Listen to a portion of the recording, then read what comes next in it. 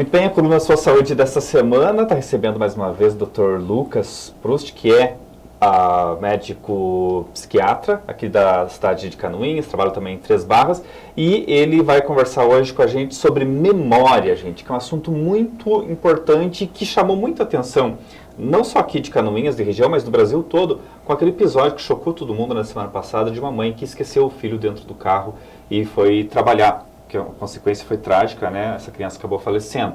Nós não vamos falar especificamente dessa mãe, até porque o doutor nem é só paciente, mas a gente vai falar a partir desse caso de o que leva uma pessoa a um esquecimento, que pode ser dos mais simples, dos mais corriqueiros, né? Que a gente nem dá bola, às vezes a gente até ri daquele esquecimento, até esquecimentos que podem trazer consequências muito graves, muito severas para a nossa vida, né, doutor? Seja muito bem-vindo, muito obrigado por ter aceitado o nosso convite mais uma vez. Obrigado pelo convite, Genês. Um tema bem relevante para a gente falar, né?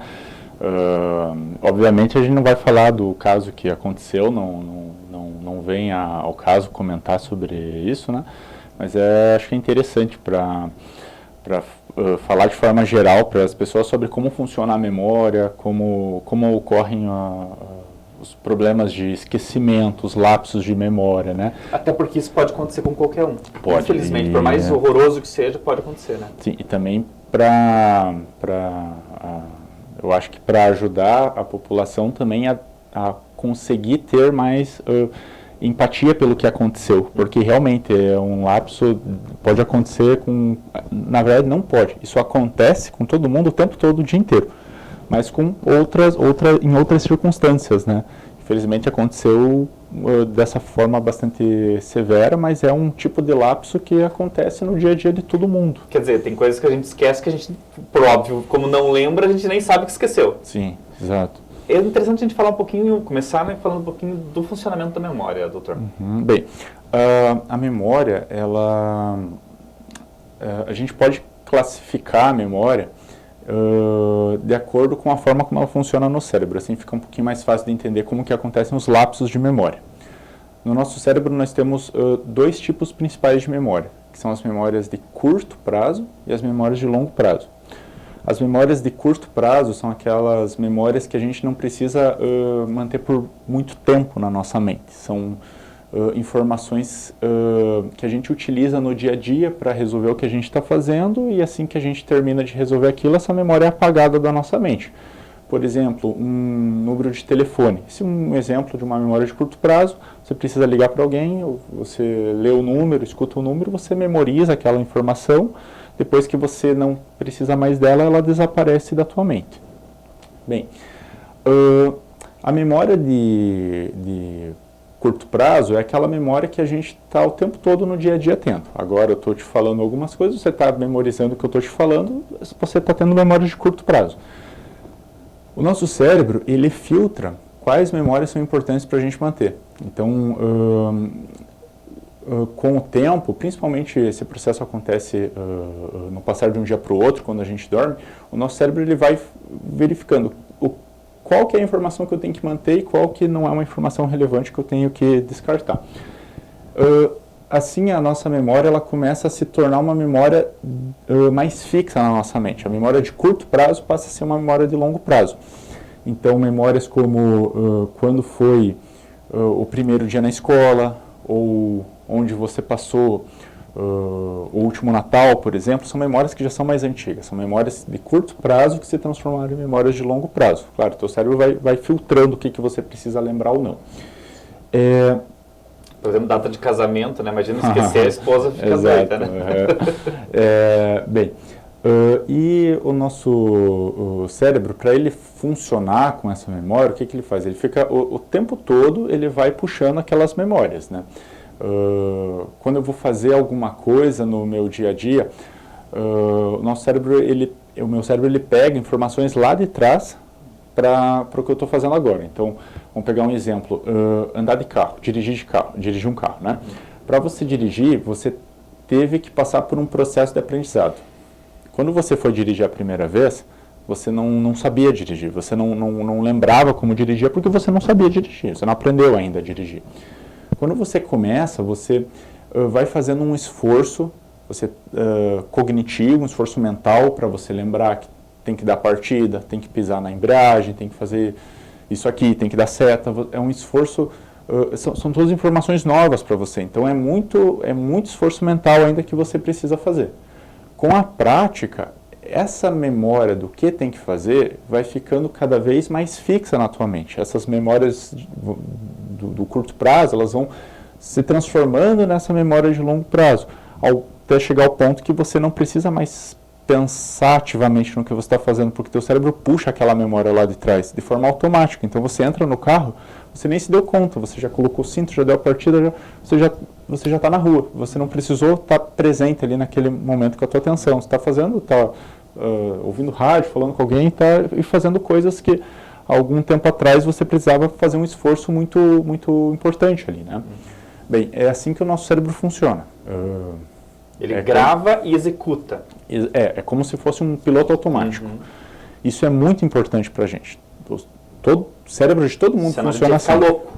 Porque toda hora a gente ia estar pensando. Exato. A gente... Não digo louco, mas ia fazer um esforço muito grande, né? Sim, para viver, né? Não tem como viver assim, não tem. Porque cada informação seria sempre uma informação nova para estar pensando, né? Não tem como a mente funcionar assim. Então a gente tem esse piloto automático para fazer as coisas. Nesse sentido, então, doutor, a gente vai gravando memórias. Por exemplo, na minha atividade profissional, eu gravo algumas coisas. Na sua, o senhor grava outras coisas. E assim a gente vai, né, com cada um com suas particularidades, gravando informações que são repetidas continuamente. E pode ser, eventualmente, né, voltando no exemplo, mas não entrando no caso específico, de um pai deixar a criança na escola todo dia. Aí que vem, sim, todo dia. É uma coisa que já é muito automática. A primeira vez que ele vai levar, ele está prestando atenção em qual rua, onde estaciona, qual que é o processo. Mas como a gente tem esse processo do piloto automático, que é muito importante para a gente, às vezes a gente tem um custo em cima desse piloto automático, que a gente não está completamente atento no que a gente está fazendo. Então, como algo é tão corriqueira, aquela atividade, a gente pode começar a fazer aquilo sem se dar conta que está fazendo. Então, como eu dei esse exemplo do carro, né? Você não fica prestando atenção se você fez os procedimentos corretos. Quando você vê, você já está na rua, já fez, você não esteve ali prestando atenção naquilo, porque você não precisou estar prestando atenção naquilo, porque é uma coisa muito automática para você. O piloto automático ele pode cursar, então, com esses prejuízos, da gente ter algum lapso ali do que a gente está fazendo, porque a gente não está completamente prestando atenção naquilo. Aí a gente pode ter ter problemas, é normal. Como eu disse no início da entrevista, todo mundo faz isso, a gente faz isso o tempo todo. Eu provavelmente fiz várias vezes, hoje você também, todo mundo faz. Mas normalmente não tem consequências mais severas, né? Como felizmente foi o que houve, né? Mas aí, doutor, a gente está falando, né, do piloto automático que falhou, né? Porque, quer dizer, um dia eu esqueci de fazer aquilo, que pode ser uma coisa que não me causa grandes transtornos, mas pode ser que me traga grande sofrimento. Então aí a gente está falando da questão da concentração, é isso? Isso, porque a memória tem uma relação muito íntima com a concentração, né? Como eu tenho esse piloto automático acontecendo, eu não preciso ficar prestando atenção em tudo que eu estou fazendo. Eu posso prestar atenção, despender minha atenção em outras coisas que naquele momento eu necessito, né? Existem fatores no nosso dia que podem fazer com que esse piloto automático comece a produzir esse tipo de erro, como o estresse, a privação de sono, o sono inadequado, o uso de substâncias como droga, álcool, doenças médicas, como problemas da tireoide, enfim, problemas psiquiátricos como ansiedade, depressão. Existem vários fatores que podem prejudicar o funcionamento desse piloto automático. E aí é que entra a questão da pessoa se concentrar melhor, ou melhor, reformulando a pergunta, o que a gente tem que fazer para que esse piloto automático não falhe e nos traga um prejuízo? Bem, primeiro, caso uma pessoa esteja passando por falhas, esteja percebendo problemas recorrentes de memória, de desatenção, a gente tem que identificar a causa disso, né? Às vezes essa causa ela pode se dever a algum problema de saúde. Então, nesse caso, para a pessoa ter uma melhora naquilo, ela precisa procurar o recurso, né? Procurar um atendimento, por exemplo, para identificar o que ela qual que é a causa daquilo. Um médico psiquiatra ou com um psicólogo? Olha, inclusive é o que eu disse da outra vez, né? Você quer saber qual que vai, eu vou dizer assim, tanto faz. Porque um bom profissional vai saber quando indicar o outro também. E normalmente uma pessoa que vai no psiquiatra, ela vai se beneficiar do psicólogo, o psicólogo vai se beneficiar de ir no psiquiatra, enfim.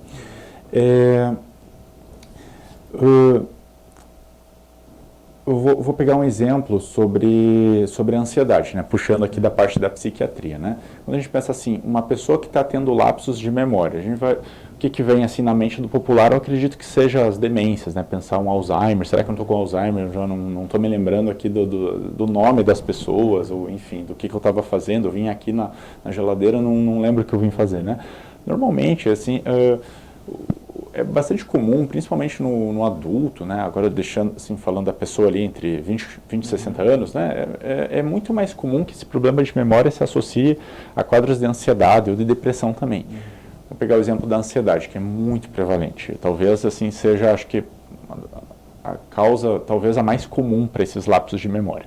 A pessoa que tem muita ansiedade, ela pensa demais nas coisas que podem acontecer. A mente dela fica fazendo previsões de coisas ruins que possam acontecer, então ela está o tempo todo pensando lá no que ela vai ter que fazer em seguida, ela vai ter uma tarefa aqui, tem outra, Tudo é negativo. Tudo normalmente negativo, né? Mas assim, a pessoa está querendo ter controle sobre as situações, está pensando demais nas coisas. E a pessoa acaba tendo dificuldade para viver o momento presente, ela está vivendo sempre o momento futuro. Seja horas, dias ou até anos lá na frente, a pessoa está vivendo lá na frente. Só que o momento presente, ela acaba deixando de viver. Então, a pessoa não se concentra também. Então, a pessoa ela pode agir de uma forma com aquele piloto automático, funciona dessa forma, a nossa mente. Só que, estando dessa forma tão desatenta, a pessoa pode cometer erros no que ela está fazendo, pode ter esquecimentos, cometer falhas no processo do que ela está fazendo, né? Nesse sentido, então, a pessoa ela precisa ficar muito atenta se ela não está, porque vamos dizer assim, esse piloto automático ele não vai falhar se a pessoa estiver bem. Se ela estiver dormindo bem, se ela estiver psicologicamente bem, né? Teoricamente, isso não vai fazer com que esse piloto automático falhe. Ela vai falhar menos. Vai falhar menos, mas pode falhar. Sim. Quando a gente fala, por exemplo, né, claro, voltando dizendo, não estamos falando da pessoa, mas estamos falando de casos, porque são vários casos no mundo que acontecem de pais que esquecem os filhos dentro do carro. Isso não é não é uma coisa simples, né? Ou seja, é uma coisa mais grave. Então, o piloto automático falhou, mas falhou num ponto em que era muito importante, porque aquilo não aconteceu. Provavelmente já vinha falhando, né, em outras áreas, né? O estresse emocional, ele prejudica bastante o funcionamento da concentração. A pessoa ela não fica atenta no que ela está fazendo. O estresse faz com que a pessoa fique naquele estado de hipervigilância, de ficar pensando sempre no que ela tem que fazer, nos compromissos, e isso faz com que a pessoa não esteja 100% presente no que ela está fazendo. Aí você pega uma pessoa que já está tendo um aumento de demanda de trabalho, de compromissos, já está se privando do sono para dar conta dessas demandas. A falta do sono prejudica bastante a concentração. Aí a chance de haver falhas ali nessas tarefas aumenta consideravelmente. E é até importante a gente falar, né, doutor, de pais, né? O pai e a mãe, quando eles assumem essa tarefa que é tão importante de ter um filho, é uma carga emocional muito bacana, muito gostosa, muito boa, mas é uma carga de responsabilidade que eles assumem, que ele só se soma às outras responsabilidades que ele tem, como trabalhar, né, garantir o funcionamento do lar, no caso da mãe, a limpeza, a comida, tudo isso. Então, é uma sobrecarga que eles precisam de um amparo, né, e às vezes não tem esse amparo. Aliás, na maioria das vezes não tem esse amparo. Inclusive, existem países, alguns países nórdicos em que a licença maternidade é absurdamente longa, e inclusive do pai, né? Para o pai poder tirar um pouco esse peso da responsabilidade da mãe, né? Então, porque demanda muito serviço. Eu não tenho filhos, mas meus irmãos todos têm. Eu vejo ao quanto de responsabilidade demanda e o quanto ele exige do tempo do pai e da mãe, né? E o pai e a mãe tem que trabalhar, tem que fazer outras coisas, tem que garantir o sustento, né? Tudo mais. Outro exemplo também que eu pensei que é interessante a gente fazer essa ligação é o acidente de trabalho, né? Porque também o operário, a pessoa que faz a mesma coisa o dia todo, ela também opera meio que no automático, quase que sempre. E o acidente de trabalho também é um lapso. Também pode ter a ver, né, com essa falta da atenção, da concentração, né? Existem algumas formas que a pessoa pode tentar minimizar esses lapsos de memória, né? Um deles é manejar o estresse. Tentar tirar um pouco do peso dos ombros, né? Se a pessoa está sendo muito exigida, isso vai afetar a concentração, vai afetar a memória. É muito importante a gente cuidar do nosso sono. O sono talvez seja um dos principais fatores que influenciam a nossa memória e a nossa concentração. E é muito comum no nosso estilo de vida moderno a gente se privar do sono. A gente tem uma determinada carga horária, aí outro compromisso, aí mais aquele, aí sobra aquele finzinho ali de tempo da noite, a gente quer dar uma compensada, então a gente se revolta contra o horário de dormir, a gente estica mais, vai até mais tarde, aí no outro dia a gente tem que voltar às nossas obrigações e a gente já não dormiu tanto como precisaria dormir, então a gente já acorda cansado. Já fica devendo ali uma hora de sono que seja. Aí no dia seguinte eu faço a mesma coisa. Fazendo a mesma coisa, já é mais uma hora que eu estou devendo. Já são duas. Só que isso não se repõe. Não se repõe. E a gente está devendo. E a gente vai somando. É aí que a gente vê no final. A pessoa dorme poucas horas durante a semana e no final de semana dorme até não poder mais, para tentar compensar aquele atraso, né? Mas só que não se compensa. Não, o sono perdido não é irrecuperável. Que dicas que o senhor daria para todos nós, né? Para melhorar essa nossa relação, né, com o estresse porque eu acho que ele meio que está intrínseco nas pessoas hoje, porque está todo mundo fazendo um monte de coisa, ninguém tem tempo para nada, né? E dessa forma a gente poder ter uma memória mais funcional e evitar essas quebras do nosso piloto automático. Bem, o manejo do estresse, né, como eu já comentei, o sono é muito importante, inclusive para o manejo do estresse, a gente tem que dormir. Eu não consigo ser mais enfático para dizer como é importante a gente cuidar do sono. Às 8 horas, se possível, 7 horas, depende da pessoa. Isso depende. De forma geral, o adulto precisa de 7 a 9 horas. Isso de forma geral.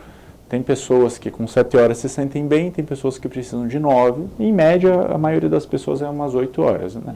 Mas o principal parâmetro para saber o quanto você precisa dormir é você dormir e você acordar sentindo que você descansou. Então, se isso é com 8 horas, então para você são 8 horas. Né? Então, o sono tem que estar bem cuidado. É muito importante a gente fazer atividade física regular também. Isso para a saúde do cérebro. Claro, do corpo também, né? Mas do cérebro. O nosso corpo ele não foi feito para o nosso estilo de vida moderno. A gente não tem que fazer... A gente não faz uma fração do esforço que os nossos antepassados faziam. Se eu quero ir daqui até ali, eu vou de carro, ou até na televisão. A gente nem levanta mais o sofá para apertar o botão, né? A gente não faz esforço. Então, quando a gente não tem esse gasto de energia no nosso dia a dia, a gente tem que compensar, fazer uma atividade física, né? Atividade física. Pode fazer em casa, não precisa ir para academia. Claro, sim, academia é um lugar ideal, mas você pode fazer em casa, né, doutor? A melhor atividade física que existe é a atividade que a pessoa gosta de fazer. Essa é a melhor. Não dá pra gente dizer que é academia, que é corrida, que é isso, aquilo. Pode fazer caminhada, corrida, pode ir para aparelho. Porque a atividade física tem que ser regular. E para ela ser regular tem que ser um hábito pra gente. E se é uma atividade que a gente não gosta, vai ser muito mais difícil a gente criar esse hábito. Aí eu uso meu piloto automático, porque senão você começa a pensar, né? Eu desisto de ir pra academia. Não, mas hoje acho que eu não vou, porque tá chovendo. Porque... Não, usa o piloto automático, levanta... O hábito tem que, inclusive tem um estudo que mostra que para a pessoa se adaptar, criar o hábito de ir para a academia, a pessoa tem que fazer 3 meses dele. É verdade. Então, é verdade. E as pessoas que param antes, elas param antes dos 3 meses. Né? Quem passa desse intervalo normalmente continua. Mas de qualquer forma, academia, em casa, o que quer que seja. Isso oxigena teu cérebro. O pessoal tem que gostar. Quando a gente faz atividade física, a gente libera muitas substâncias muito boas para o nosso cérebro, que ajudam no crescimento do neurônio, que ajudam na limpeza do nosso cérebro, né? Bem, atividade física, como você me perguntou, o que dá para fazer para melhorar, né? Então, manejar o estresse, o sono, a atividade física. Existe uma técnica que é chamada de mindfulness, ou no português se traduziu algo como atenção plena. É um tipo de meditação que nos ajuda a voltar para o nosso presente. Então, portanto, nos ajuda a ficar mais atento ao que a gente está fazendo agora. Né? É uma técnica de meditação, né? Basicamente você exercita, e a meditação é um exercício, tem que ter prática, tem que ir fazendo, no início é mais difícil, mas você vai fazendo, e a meditação te ajuda a focar para o teu ambiente presente, porque a gente constantemente, o nosso corpo está aqui, mas a nossa cabeça está em outro lugar, né? Então, esse tipo de atividade ajuda a gente a ir criando o hábito de não deixar o piloto automático tomar 100% o controle, mas para a gente tentar retomar um pouco desse controle, né? O nosso estilo de vida moderno exige que a gente tenha esse cuidado, porque o nosso estilo, os nossos hábitos atuais, eles favorecem com que a gente não preste tanta atenção no que a gente está fazendo. A gente se pegue frequentemente vivendo lá no futuro, ao invés de estar vivendo aqui no presente. Uma dica que o doutor está dando aqui também, eu me recordo, a Netflix tem meditação guiada, né? Tem um programinha ali que você põe na TV e ele vai te direcionando para meditação, bem bacana. Não sabia. Se você digitar lá meditação guiada, você vai achar ou Headspace, algo assim, tem lá na Netflix. Doutor, eu acho que essa contribuição que o senhor trouxe para a gente é imensurável, né? Do quanto isso ajuda a gente a entender, a compreender e a ver que por trás de uma situação que as pessoas colocam como líquida e certa, tem tantas nuances, né? Tanta coisa que pode ter acontecido com relação, não só a esse caso, outros casos de pessoas que têm falhas e de repente cometem coisas, né? Fazem coisas que elas não cometeriam de uma maneira lúcida, né? Sim, sim. Então, a nossa mente ela é muito mais cheia de nuances do que a gente imagina, né, doutor? Sim, certamente nesse evento o que a gente tem que fazer é demonstrar empatia somente, não tem nem o que discutir os sentimentos da família, né? Tem que ser empático, entender, respeitar, né, a pessoa, porque ela mesma, né, depois, nesse caso especificamente, veio a público, vocês já leram aqui no J+, tem uma carta dela onde ela faz justamente isso que a gente tratou aqui, que ela não procurou ajuda, estava sentindo os sintomas, estava percebendo que estava com problemas, mas ela achou que não, é só mais um dia, é só mais um problema, eu resolvo e toco em frente. Mas nós não somos máquinas, né? E quando ela viu, aconteceu o que ela, né, jamais, nos piores pesadelos dela, imaginaria. A gente pode pensar assim, eu acho que tem uma analogia que eu gosto de fazer que dá para entender melhor uma forma assim mais visual como que isso acontece. Então, vamos imaginar que a gente tem uma capacidade de lidar com o estresse, que a gente dá o nome disso de resiliência. Resiliência é a capacidade que a gente tem de sofrer um estresse e se manter íntegro. Então, a resiliência, a gente pode imaginar que é como se fosse um elástico, seguro aqui um elástico, né? Se eu vou aplicando uma força nesse elástico, um estresse, ele vem esticando junto, ele aguenta essa tensão. E quando eu solto essa tensão, ele volta ao seu estado normal. Mas não existe, assim como não existe um elástico que aguente uma força tremenda, constantemente maior, crescente, não existe ser humano algum que aguente um estresse constante. Então, se eu fico esticando esse elástico e não paro de aumentar o estresse sobre ele, uma hora ele vai arrebentar. Aí a gente vai começar a ver vários problemas no funcionamento da atenção, da memória, do controle das emoções. Assim que a gente costuma ver o surgimento de problemas como depressão, por exemplo, que é um outro problema que afeta muito a memória e a concentração. Então não deixa esse elástico, né? E aí também você que é casado e tem filhos, né, é um bom momento para vocês também conversarem sobre a divisão de responsabilidades, né, quem vai levar, quem vai trazer, né, não tô entrando no mérito desse casal, obviamente que nem conheço, mas que aconteceu essa tragédia, mas também é um momento para a gente discutir essa divisão de responsabilidades, né, para que cada um contribua para que o outro não entre numa situação né, de perigosa, né, relacionada ao estresse. Doutor, muito obrigado pela sua presença aqui, sempre um prazer recebê-lo, espero recebê-lo outras vezes. Obrigado, agradeço o convite. Segue Cidade ao Vivo.